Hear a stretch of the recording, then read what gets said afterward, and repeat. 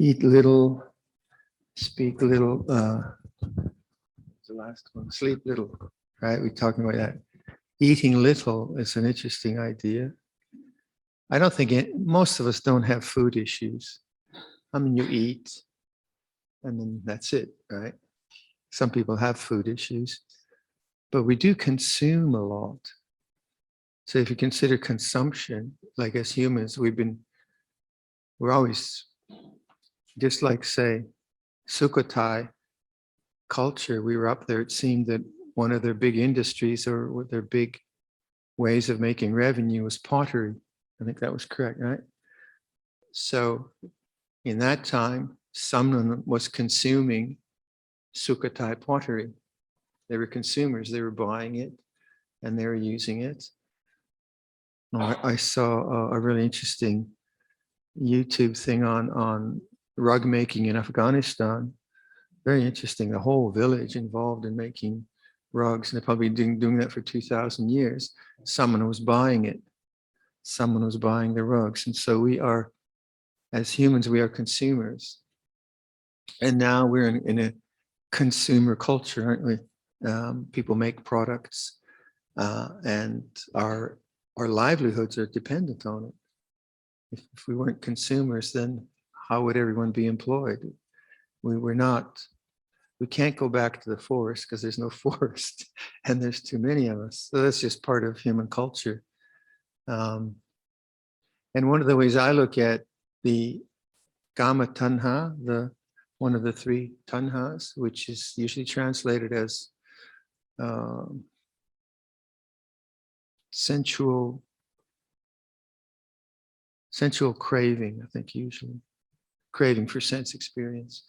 But the problem is always the attachment to tanha rather than just the craving itself, because craving comes and goes. It's not a problem. It's the attachment. It's always an attachment we're talking about. So the attachment to sense craving, I perceive it as like our tendency to always be consuming objects. And obviously the one of the foremost or one of the most amazing objects to be consumed is digital information now. And you go to any shopping center, people are consuming, right? We all joke about it, but it's quite, if you walk through an airport as an anthropologist like I do, rather than a self-conscious guy, and just sit and don't do anything, everyone's doing it. It's spooky. It's very, very spooky if you look at it. And 20 years ago, 10 years ago, we weren't doing that. So that what we're doing, I mean, I use the YouTube a lot, especially for furniture making, or let's say we have two trucks actually, a big piece of land, and one of the trucks we can't take out in the public roads because it's too kind of pathetic. But one of the springs broke on it, and one of our laymen is very skilled. He looked it up on the internet, bought a new spring, looked up on YouTube how to put it in, and put a new major spring in the car. That was amazing. Didn't have to take it to the garage, didn't have to spend. So it's amazing what you can do on the internet, and or Dharma talks and so on. But the idea of consuming can be one where the mind is, if we take Luang Por Dun's example, the mind going outside is the cause. So you can see how if the mind is always just engaged in consuming objects, then it's not available to the silence of the mind. And that's why I use the word available. It's not available to that more subtle sense of knowing change. And I think it's in that more subtle sense of stepping back and knowing this moment is changing that you touch that deep piece of the mind that I think Buddhism is pointing to. Consider a retreat then. Like a retreat is we are practicing sense restraint, which in the Pali is Indriya Samvara. In other words, we're not consuming, but we're still having a meal and drinking coffee and things like that. But a lot of our time is not spent in consuming. it's just spent in being, sitting by the river, doing meditation, having a shower, whatever you're doing. And so part of it, I think, hopefully, the peace that comes from a retreat is sense deprivation. So deprivation means you're not given the usual sense objects that you were used to. And that in the beginning of a retreat can produce a kind of restlessness, because I like to consume. I like to look at information, and I like to read, and I like to watch a video or look at the news or whatever. Now you don't have that avenue of consumption. And what should I do? What should I do? Walk, sit. Oh, what can I walk, sit. So we're not consuming there, but we're watching the mind. And because we're watching the mind, the need for objects of distraction, and again, this is not a moral issue. There's nothing, it's not really a moral, it's just the way we're conditioned in culture. So the need to always go out is noticed by just being aware. And then the mind settles down. Why? Because you're not filling the mind anymore, right? And your mind isn't preoccupied with objects. Because part of the problem of consuming is that we consume emotions too. Like in English, we'll say he is consumed by revenge. You know that term? He's eaten by revenge, or he's consuming revenge. So we're actually chewing on doubt or munching anger, or if you use that imagery. And that's a kind of consuming too. It's a consuming of the objects of thought. So what we're trying to do is to practice in terms of Kama Tanha, we're not dismissing it, but we're seeing that the need to go out all the time prevents us from noticing the silence of the mind. And that's the model of a retreat, that the renunciant or the sense restraint that we're practicing, or this is called Nekama Bharami, renunciation, produces a very good result. And hopefully, if it produces a bad result, tell Yongpung, don't tell me. But usually it does. And part of it is not so much the meditation technique, it's the lifestyle, isn't it? I mean, part of it is that we are Kalyanamitta, that we kind of love each other and we care for each other and we are cared for. I mean, that's wonderful. So we're not threatened or in competition, and that's very good for the heart. So that helps a lot.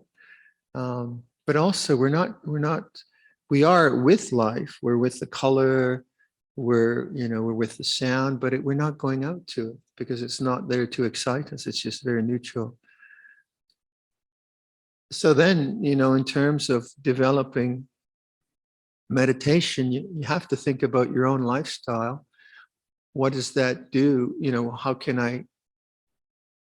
do I interpret that in terms of the way I live my life? And obviously, some sense of eat little starts to make a lot of sense. And not just in terms of food, but in terms of the stimulation of our senses through media or whatever. But having said that, once you start to touch the silence of the mind, once you start to appreciate how coarse distraction can be on the mind, how disturbing endless news cycles can be on the mind, you start to naturally prefer the silence of the mind, because it's very, very beautiful and very refreshing and rewarding. So hopefully a retreat gets you in touch with that silence, so that when you go back into the complexity of your life, that you start to develop right living. Right livelihood isn't just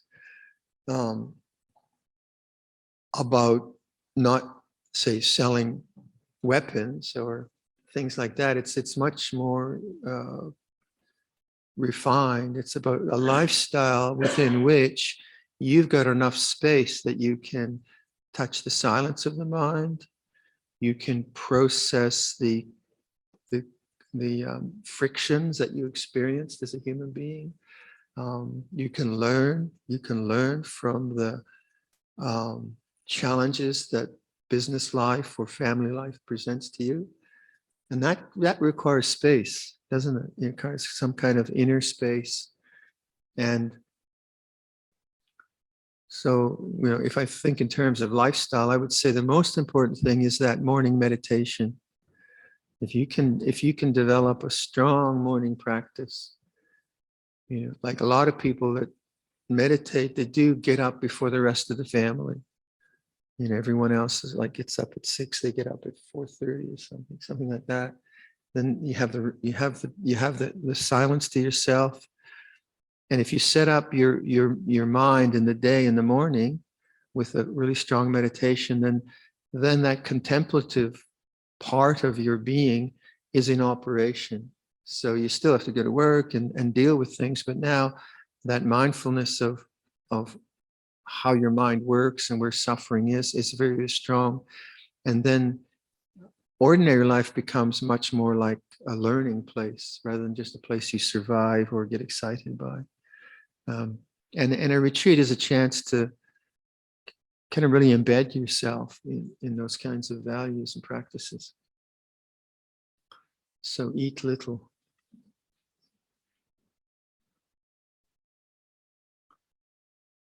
Okay. We have a lovely workshop in Tisarana. And Ajahn Pava and I, we try to create we build a lot of furniture, tables and cupboards and things like that. And he's a very good craftsman. And we play off of each other's sense of design, and we love tools. We're like big boys. It's, for an old man to have a workshop like this is a dream. And in the workshop, we have hand tools and power tools. And so hand tools, we have screwdrivers, and we have saws, and we have chisels, and we have hammers, we have rasps, and we have files, and all kinds of things. And one of the things we have are hand planes.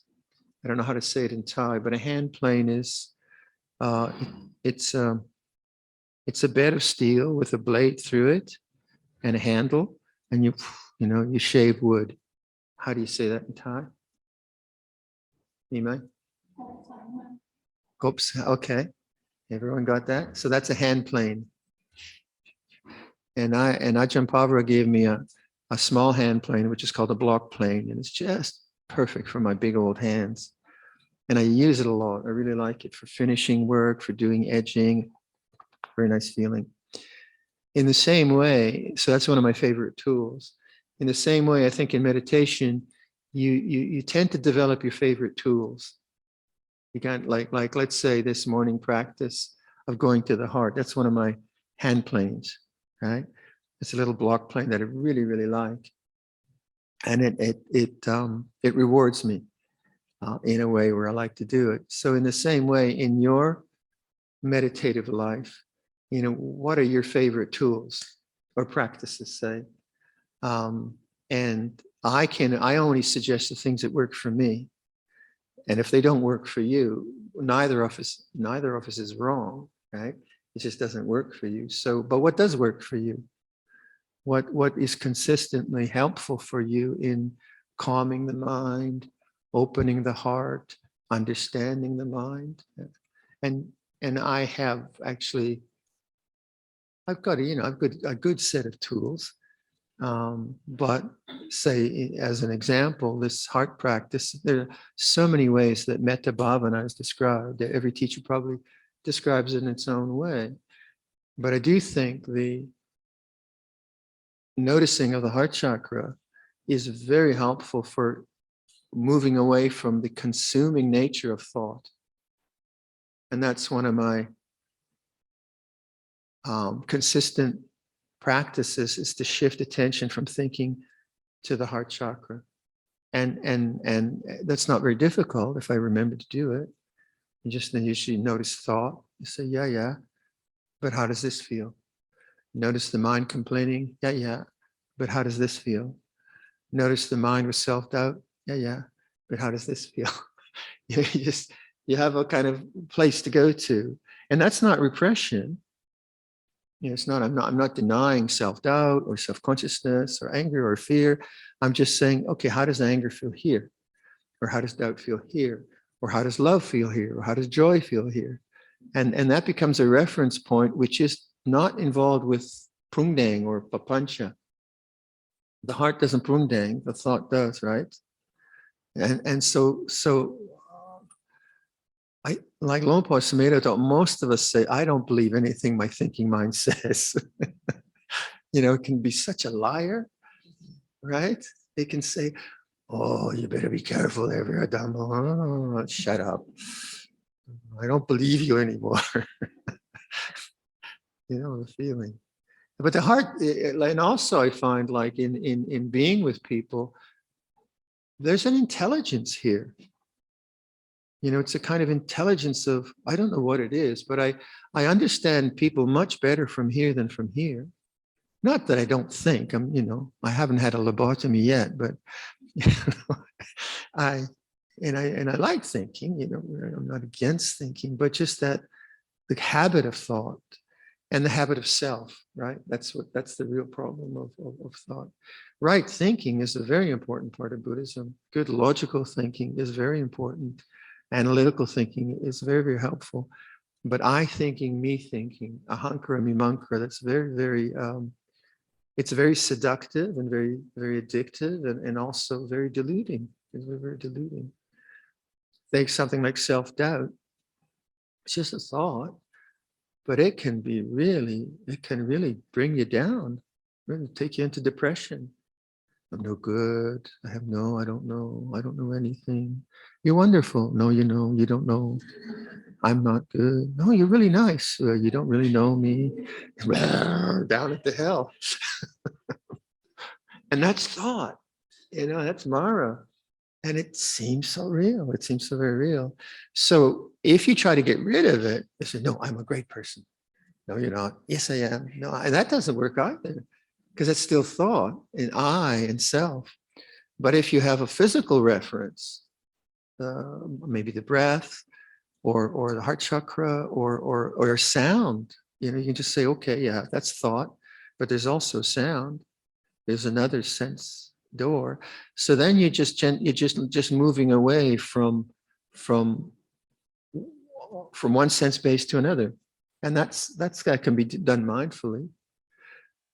And where that's important is in the moods of the mind. And like if you take any mood, take a really obvious example. If you're angry at someone, the object of your anger is this person or those people. And then 2 weeks later, you're angry, and now it's another person. And then next day, it's another person. So the objects of the mood of anger change. But the mood of anger itself is rather fundamental. And the practices of knowing the moods of the mind are very much in terms of like sanya and perception, that this is a mood. And so you have to kind of separate the object of the mood and just to know the mood. So it doesn't matter who I'm angry at. It matters more that I know anger. And that's an easy one, I think, because it's got so much passion in it. But we will forget, or what I'm afraid of or what I'm worried about. But something like, and those are like strong things, but something like self-doubt or worry, they're more difficult because they don't have much emotional valence in them, power. So self-doubt is still a mood. It creates a certain color to the world, doesn't it? I'd take another extreme. A young person falls in love and the world is wonderful, right? It's just, and it will always be wonderful. The flowers are beautiful. The rain is lovely. Even the smog in Bangkok is lovely. And that's the mood of falling in love. I think we've all been there. And then the person, something happens and that falls away. And then there's the mood of depression. Oh, Bangkok, trees, my mother, whatever you want. And that's a mood. That's a mood, right? And it paints the world. It's constantly painting the world a different color. And what we're trying to do is not to see that this is natural, this is human, but can we step back and say this is a mood of the mind? And what's the reality? Well, that it changes and moves. And that's the way we liberate our minds. We liberate ourselves from these moods that come and go, because they come and go. If we're always just focused on the objects, then it's endless. It's just endless. So self-doubt, say, something like that. We think that the problem is the doubt, right? The object of my doubt. Sure, in science, yeah. How do we find a vaccine for a pathogen that's infecting us and so on? Sure, for science you need doubt, but in meditation, doubt is one of the big hindrances, both in samatha practice and in the fetters.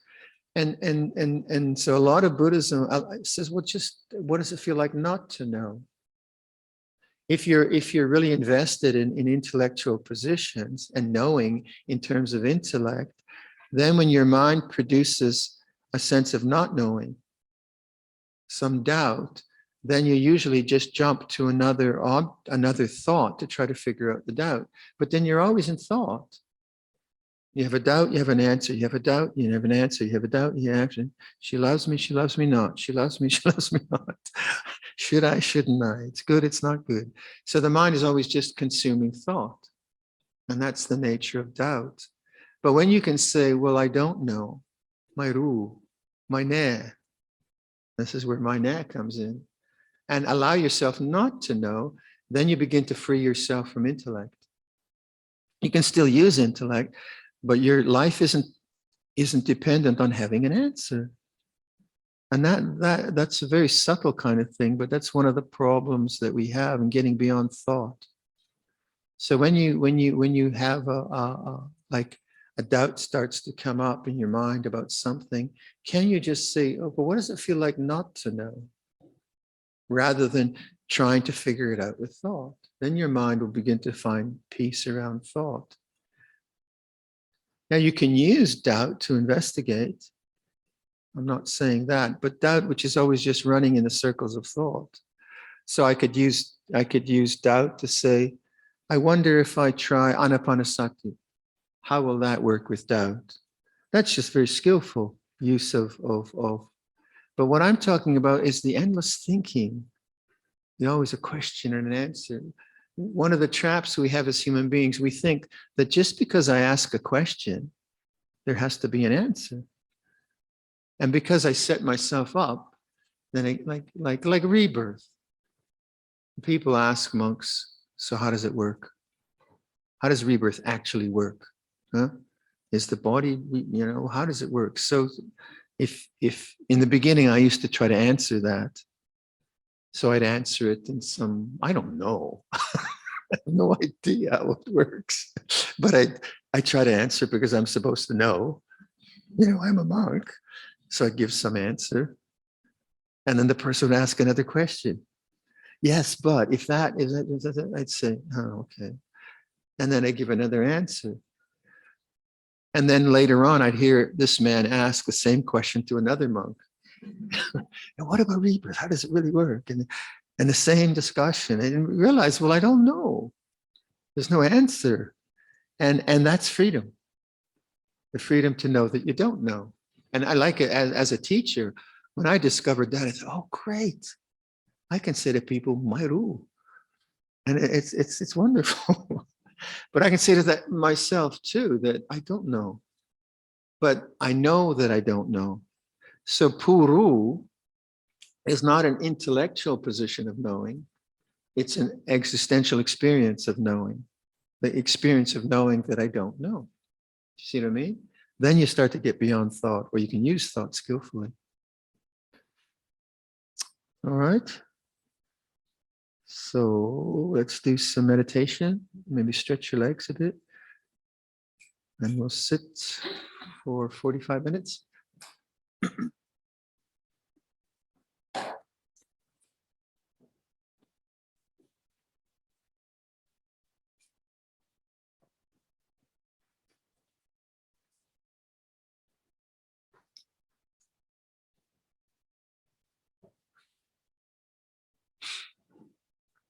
Is my sound okay out back? Yeah.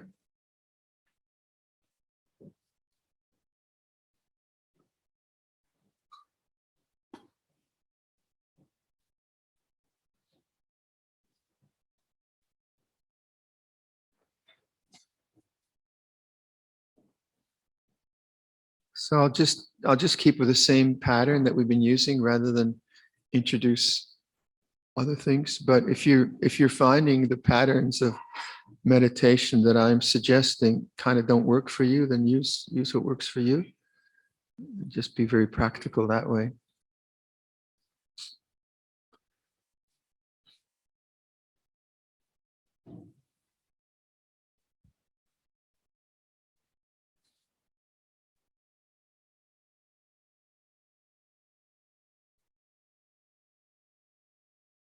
If you find that sleepiness is a kind of strong element of the practice, then that deep breathing is probably quite a simple way to try to give more presence. Deep breathing, a good open chest in your posture. And then to deal with sleepiness, the best way is just body awareness, seeing the body start to collapse and bend over. But the deep breathing gets you kind of in the moment, stays in the moment. So if you're getting sleepy, just do the deep breathing for quite a long time. That can be quite helpful. Listen to sound.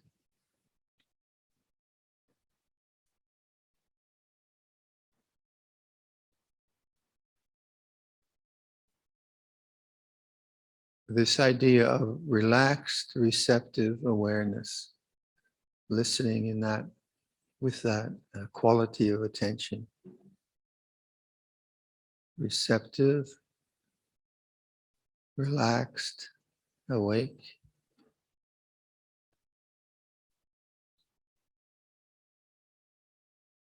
Now bring attention to your face.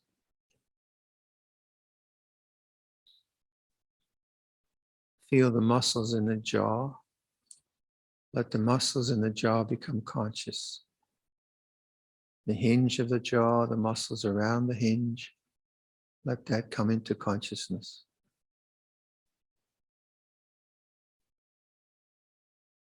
Relaxed attention.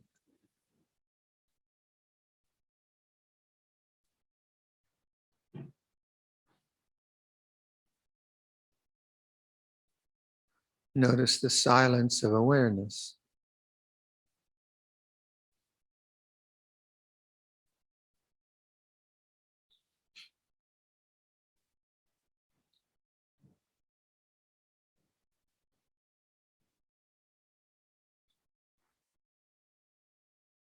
Feel your temples. Feel your temples and feel the eyes, that whole structure. Let that come into consciousness. Feel the orbits of the eyes, the bony structures.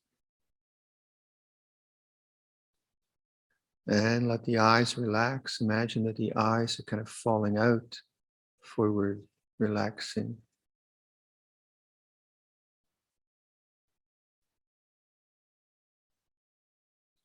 Feel the jaw. And feel the eyes, the temples. And feel the whole head.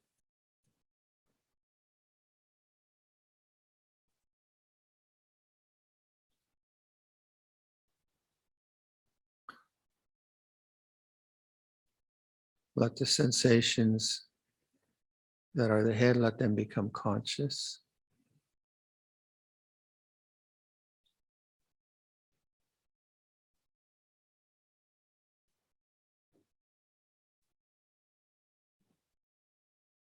Notice the changing nature of sensations in the head.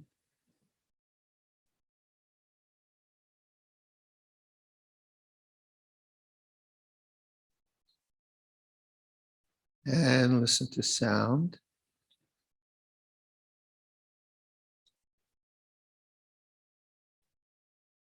Notice the changing nature of sound.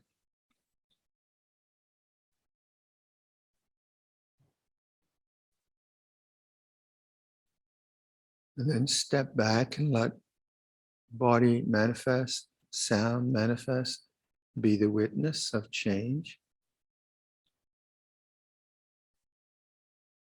Don't choose an object. Just be the witness, welcoming change. And then contemplate space. Does awareness have a boundary? Is there an edge to the right or to the left or above or below or behind? Is there an edge?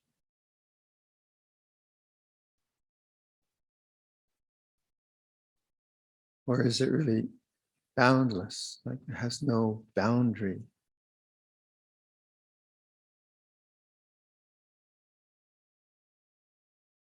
So contemplate space,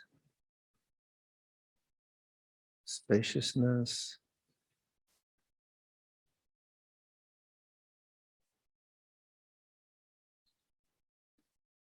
and then the sounds and the bodily feelings changing in this conscious space.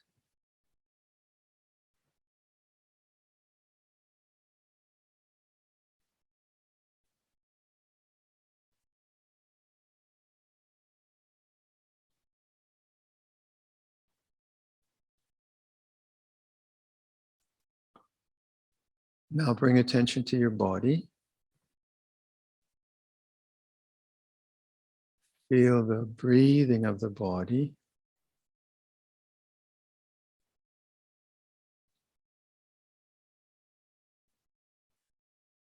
Localize your attention at the tip of the nose. Feel the breathing at the tip of the nose. Feel the coolness at the in-breath and the warmth at the out-breath. Feel the right nostril. Feel the left nostril. Feel both nostrils. Now don't squeeze your eyes looking. Just welcome that.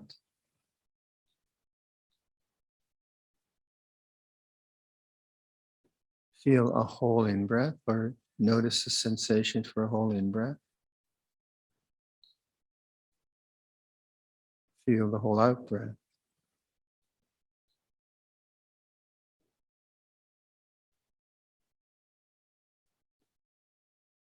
Feel the whole in-breath.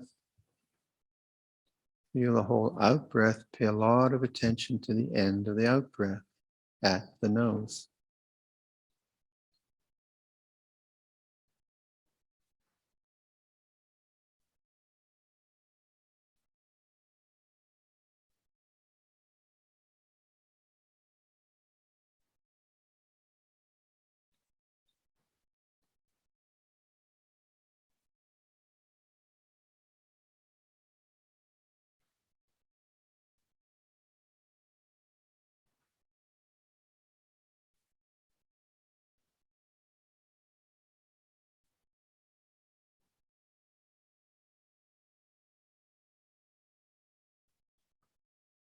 Feel the breathing at the belly. So move your attention to the belly. Feel the rising, falling of the belly.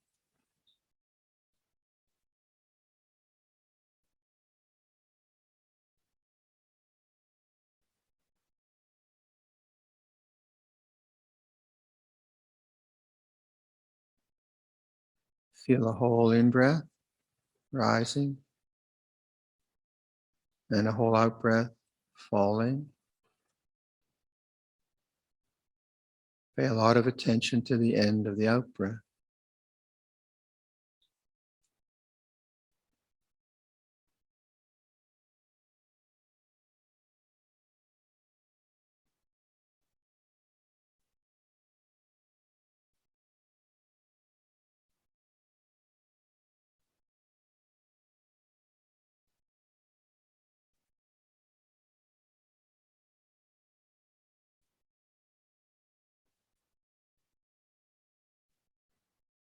Feel your whole body awareness.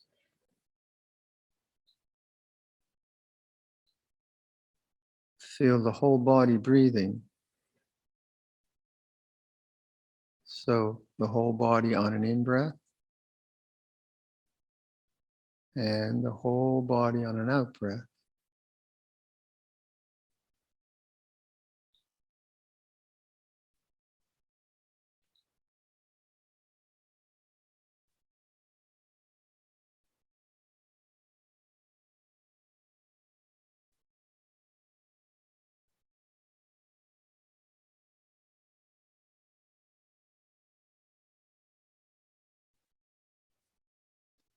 Notice the changing nature of the breathing.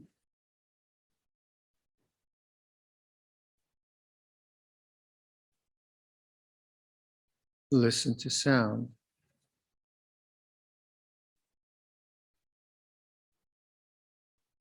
Notice the changing nature of sound.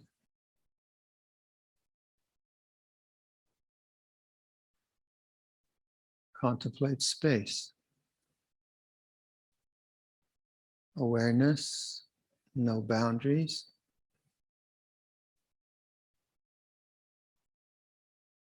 Now be the witness of change. Things coming and going.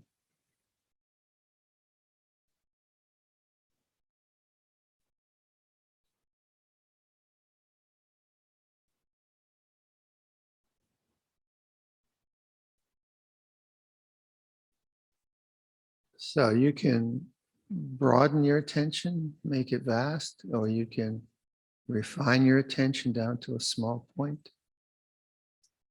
I just walked through those to show you how you might play around with that. So I'll leave you just to experiment with that, and we'll sit silently for the rest of the sitting.